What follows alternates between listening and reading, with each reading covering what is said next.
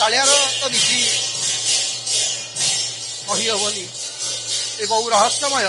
ତେବେ ଯେଭଳି ଭାବେ ଶ୍ରୀମନ୍ଦିରରେ ରାମ ଜନ୍ମ ନୀତି, ରାମ ଜନ୍ମଠାରୁ ଆରମ୍ଭ କରି ରାବଣ ବଧ ଏବଂ ରାମ ଅଭିଷେକ ଭାବେ ପାଳନ କରାଯାଉଥିଲା, ଠିକ୍ ସେହିଭଳି କୃଷ୍ଣ ଜନ୍ମ ନୀତି ମଧ୍ୟ ଆଜିର ଏହି ପବିତ୍ର ତିଥି ଜନ୍ମାଷ୍ଟମୀ ଠାରୁ ଆରମ୍ଭ ହୋଇ ଦୀର୍ଘ 15 ଦିନ ବ୍ୟାପୀ ବିଭିନ୍ନ ଢଙ୍ଗରେ ପାରମ୍ପରିକ ରୀତିରେ ମହୋତ୍ସବ ଭାବେ ପାଳନ କରାଯିବ ଏବଂ କଂସବଧ ପର୍ଯ୍ୟନ୍ତ ଏହି ନୀତିକାନ୍ତି ଶ୍ରୀକ୍ଷେତ୍ରରେ ଜାରି ରହିବ।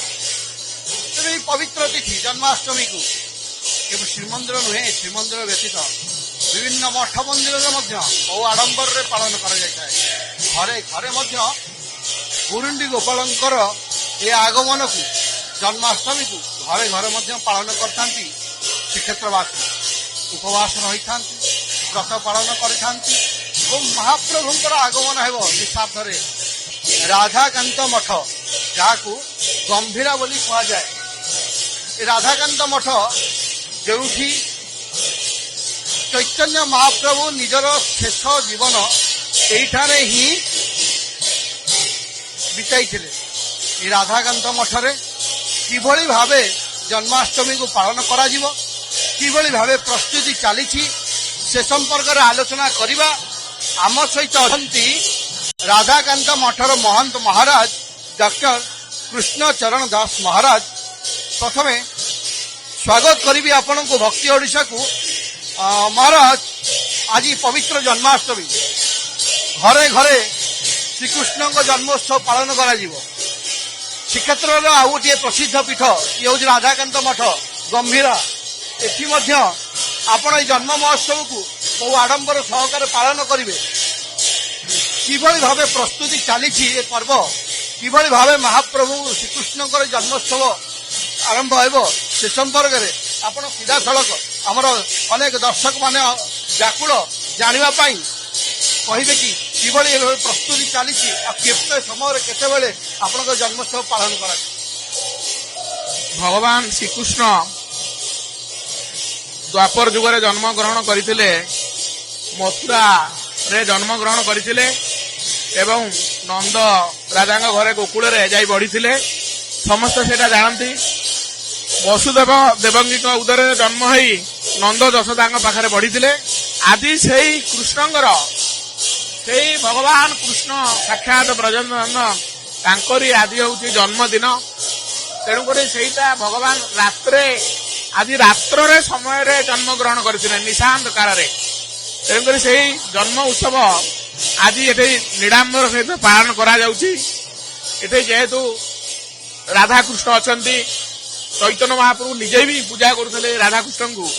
ତେଣୁକରି ଏଠି ସମସ୍ତ ସାଧୁ ସନ୍ଥ ବୈଷ୍ଣବ ମାନେ ଯୋଉ ଅଛନ୍ତି ଆଜି ସାରା ଦିନ ଉପବାସ ରୁହନ୍ତି, କାହିଁକିନା ଭଗବାନଙ୍କର ଆଜି ଜନ୍ମ। ତେଣୁ ସମସ୍ତେ ଉପବାସ ରହନ୍ତି। କୀର୍ତ୍ତନ ସାରା ଦିନ ମଧ୍ୟ ଚାଲି ରହିଛି, ଅଖଣ୍ଡ କୀର୍ତ୍ତନ ଚାଲୁ ରହିଛି। ସେଇ ରାଧାକୃଷ୍ଣଙ୍କର ତାଙ୍କ ପାଇଁ ସମସ୍ତ ପ୍ରସ୍ତୁତି ଚାଲିଛି। ତଥା ରାତ୍ରରେ ଯେତେବେଳେ ଭଗବାନଙ୍କର କୃଷ୍ଣ ଜନ୍ମ ହବ, ସେତେବେଳେ ତାଙ୍କୁ ଅଭିଷେକ କରାଯାଏ, ତାଙ୍କୁ ସ୍ନାନ କରାଯାଏ। ସେଇ କୃଷ୍ଣ ଭଗବାନ ଯୋଉ ଅଛନ୍ତି ତାଙ୍କୁ ଗୋଟେ ଗୋଟେ ସରାରେ ମହୁ, ଦହି, ଗୁଡ଼, କ୍ଷୀର ଏବଂ ଘିଅ 5 ପ୍ରକାର ଗୋଟିଏ ଗୋଟିଏ ସରା ସବୁ ଦିଆହେଇ ତାଙ୍କୁ ସ୍ନାନ କରାଯିବ, ପଞ୍ଚାମୃତ ସ୍ନାନ କରାଯିବ। ମହାଅଭିଷେକ ପର୍ବ, ଶ୍ରୀକୃଷ୍ଣଙ୍କର ମହାଅଭିଷେକ ପର୍ବ କେତେ ସମୟରେ ପାଳନ କରାଯିବ? ସେଇଟା ପ୍ରାୟ ରାତ୍ର 12ଟା ସମୟରେ ପାଳନ କରାଯିବ। କାହିଁକିନା ଭଗବାନ ସେଇ ରାତ୍ର 12ଟା ସମୟରେ, ସେଇ ନିଶାନ୍ତ କାଳରେ ରାତ୍ର ସମୟରେ ଜନ୍ମଗ୍ରହଣ କରିଥିଲେ। ତେଣୁକରି ସେଇ ରାତ୍ର ସମୟରେ ହୋମ ଯଜ୍ଞ କରାଯିବ। ସେଇ ସମୟରେ ତାଙ୍କୁ ସ୍ନାନ କରାଯିବ, ପଞ୍ଚାମୃତ ଦ୍ୱାରା ସ୍ନାନ କରାଯିବ, ଗଙ୍ଗା ଜଳ ଦ୍ୱାରା ସ୍ନାନ କରାଯିବ, ପଇଡ଼ ଦ୍ୱାରା ସ୍ନାନ କରାଯିବ ଏବଂ ଭଲ ଜଳ ଦ୍ୱାରା ସ୍ନାନ କରାଯାଇ ତାଙ୍କୁ ତାପରେ ନୂତନ ବସ୍ତ୍ର ପଡେଇ ଦିଆଯିବ। ଏବଂ ସେଥିପାଇଁ ସମସ୍ତ ପ୍ରସ୍ତୁତିକରଣ ହେଇ ରଖାଯାଇଛି। ଏବଂ ବିଭିନ୍ନ ପ୍ରକାର ବହୁତ ଫଳ ମୂଳ, ସବୁ ପ୍ରକାର ଫଳ ମୂଳ ଏବଂ ବିଭିନ୍ନ ପ୍ରକାର ମିଠା ଜିନିଷ, ଯଥା ଭଗବାନ ଭଲ ପାଆନ୍ତି ରାଶି ଲଡୁ, ବୁନ୍ଦିଆ ଲଡୁ ଏବଂ ମଗଜ ଲଡୁ, ଖଜା ଏବଂ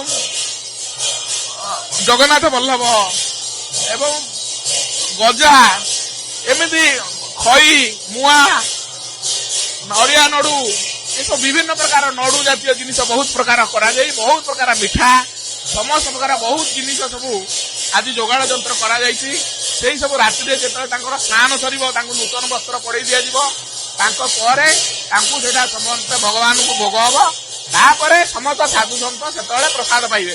ବର୍ତ୍ତମାନ ସୁଦ୍ଧା ବି ସମସ୍ତ ସାଧୁ ସନ୍ଥ ଉପବାସ ଅଛନ୍ତି, କାହିଁକି ନା ଭଗବାନଙ୍କ ଜନ୍ମ ନହେଲା ପର୍ଯ୍ୟନ୍ତ ତାଙ୍କର ସେମାନେ କିଛି ଜଳ ବି ସ୍ପର୍ଶ କରନ୍ତି ନାହିଁ।